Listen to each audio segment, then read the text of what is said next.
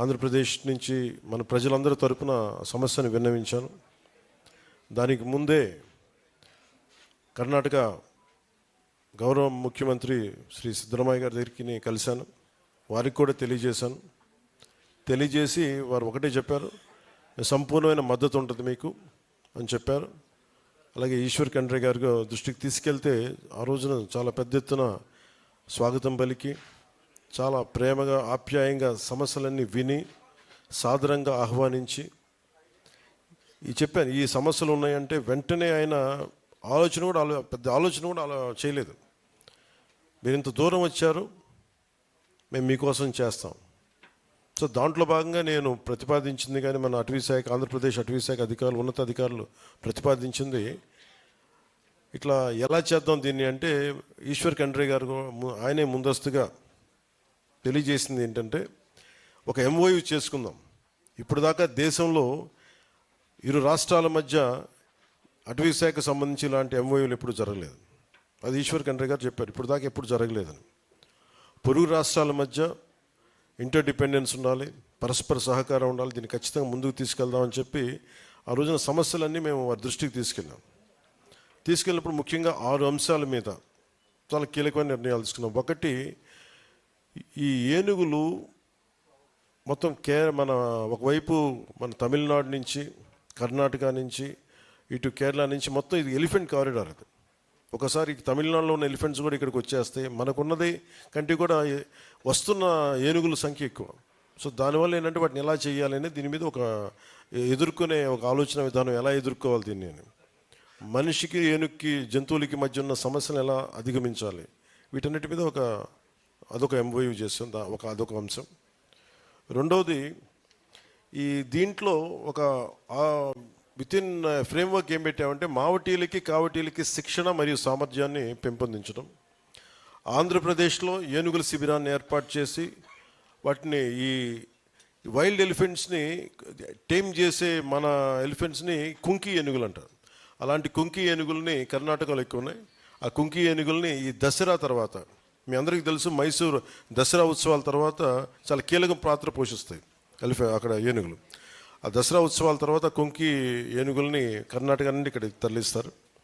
అలాగే మానవ ఏనుగుల సంఘర్షణ తగ్గించడం కోసం ఈ కుంకి ఏనుగుల్ని మోహరింపు చేయటం, ఏనుగుల శిబిరాల సంరక్షణ, పోషకాహారం, వాటి ఆరోగ్యం వంటి విషయాల్లో ఈ నాలెడ్జ్ ట్రాన్స్ఫర్ని అందించడం, అటవీ నిర్వహణలో నాలెడ్జ్ ట్రాన్స్ఫర్ అందించడం మరియు ఈ ఇనిషియేటివ్స్ ఎలక్ట్రానిక్ పద్ధతులని పంచుకోవడం, టెక్నాలజీ ట్రాన్స్ఫర్. అలాగే అంతర్రాష్ట్ర సమన్వయం, ముఖ్యంగా ఇంటర్ స్టేట్ కోఆర్డినేషన్తో ఎర్రచందనం, వారికేమో మనకి ఎర్రచందనం సమస్య ఉంటే వాళ్ళకి మీకు శ్రీగంధం సమస్య వాళ్ళకు ఉంది. సో వీటన్నిటి మధ్యలో ఈ బోర్డర్స్ని చాలా అనుకూలంగా వాడుకున్నట్టు కర్ణాటకలో ఉండే స్మగ్లర్స్ కానీ, ఇటు మనకుండే ఎర్రచందనం స్మగ్లర్స్ కానీ, వీటన్నిటి మధ్య ఒక జాయింట్ టాస్క్ ఫోర్స్ ఒకటి పెట్టాలి. అధికారులు అక్రమ రవాణాని అడ్డుకోవాలి. అలాగే నిజంగా కనుక మనకి ఇలాంటి ఎంఓయూ కనుక గత ప్రభుత్వం, వైసీపీ ప్రభుత్వం కనుక చేసిండుంటే నిజంగా మన ఎర్రచందనం, అక్కడ తరలిపోయిన ఎర్రచందనం తిరిగి మనకు వచ్చేది. సో ఇలాంటి ఎంఓయూని దీనివల్ల జరిగేది ఏంటంటే, ఉదాహరణకి మన వస్తువు అక్కడికి వెళ్ళినా కానీ, మన సంపద అక్కడికి వెళ్ళినా కానీ ఈ ఎంఓయూ ప్రకారం తిరిగి ఇక్కడికి వచ్చే పరిస్థితి ఉంటుంది.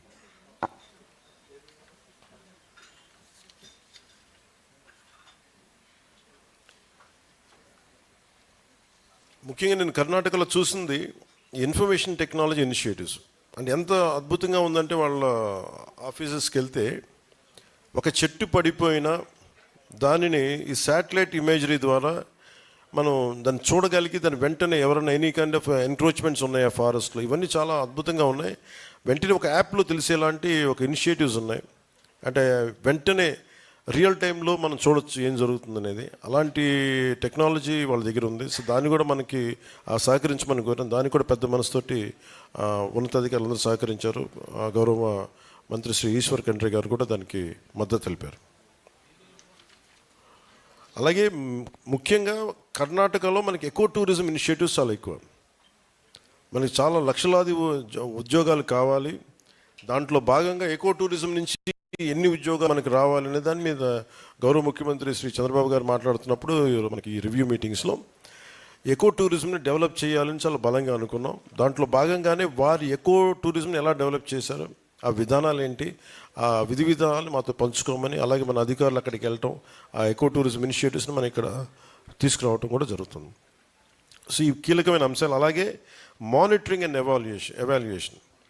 సో ఏమేం జరుగుతున్నాయి, ఇద్దరు పీసీసీఎఫ్లు, మన కర్ణాటకను ఆంధ్రప్రదేశ్ చెందిన పీసీసీఎఫ్లు ఇద్దరు, ఉన్నతాధికారులు ఇద్దరు పరస్పరం దీన్ని ఎవాల్యుయేట్ చేస్తూ ఉంటారు. ఈ అనుకున్నాం టైం లైన్స్, అభివృద్ధి ఎలా ఉంది, ఎలాంటి ఇబ్బందులు ఉన్నాయి, వీటన్నిటిని ఎప్పటికప్పుడు సమీక్షలు చేసుకుంటూ ఉంటారు. అది ఈ ఎంఓయూ తాలూకు సారాంశం. ముఖ్యంగా ఈ ఎంఓయూని ముందుకు తీసుకెళ్ళడానికి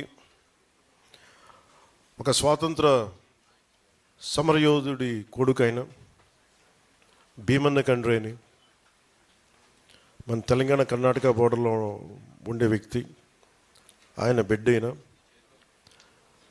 ఈయన ఎంతో, ఇది మనకి విజయం అంటే మన మీ దృష్టికి ప్రత్యేకంగా తీసుకొస్తుంది. అక్కడ ఉంది ఎన్డీఏ గవర్నమెంట్ కదా, అక్కడ ఉంది కాంగ్రెస్ గవర్నమెంట్, ఆంధ్రప్రదేశ్లో ఉంది ఎన్డీఏ గవర్నమెంట్. రెండు విభిన్నమైన ప్రభుత్వాలు ఉన్నప్పటికీ కూడా పెద్ద మనసుతోటి, ఇది మనందరం గమనించాల్సింది ఏంటంటే, పార్టీల పరంగా మేము వేరే వచ్చామో కానీ ప్రజల అవసరాలకి మటుకు irrespective parties, whether you belong to Congress or NDA or BJP, TDP or Janasena, NDA, ఏవైనా కానీ ప్రజల సమస్యల దగ్గరికి వచ్చేటప్పటికి కాంగ్రెస్ పార్టీలో ఉన్నప్పటికీ ఆయన పెద్ద మనసుతో వచ్చి సహకరించకపోవడం చేయొచ్చు. కానీ ఆయన చాలా పెద్ద మనసుతోటి, ఆయన కానీ సిద్ధరామయ్య గారు కానీ మనస్ఫూర్తిగా ముందుకొచ్చి ఈ ఎంఓఈని ముందుకు తీసుకెళ్ళినందుకు, అలాగే మా ప్రజల సమస్యల్ని చాలా సానుకూలంగా విని ఒక ప్రాక్టికల్ సొల్యూషన్తో స్పందించినందుకు ప్రత్యేకించి ఈశ్వర్ ఖండ్రే గారికి ధన్యవాదాలు తెలుపుకుంటూ, ముఖ్యమంత్రి శ్రీ సిద్ధరామయ్య గారికి ధన్యవాదాలు తెలుపుకుంటూ, కర్ణాటక అటవీశాఖ ఉన్నతాధికారులకి నా ప్రత్యేక కృతజ్ఞతలు తెలియజేసుకుంటూ, దీనిని దగ్గరుండి ముందుకు నడిపించిన పీసీసీఎఫ్, మన ఆంధ్రప్రదేశ్ పీసీసీఎఫ్ శ్రీ చిరంజీవి చౌదరి గారి ఆధ్వర్యంలో దీన్ని ముందుకు తీసుకెళ్ళినందుకు ప్రతి ఒక్కరికి నా ధన్యవాదాలు తెలుపుకున్నాను.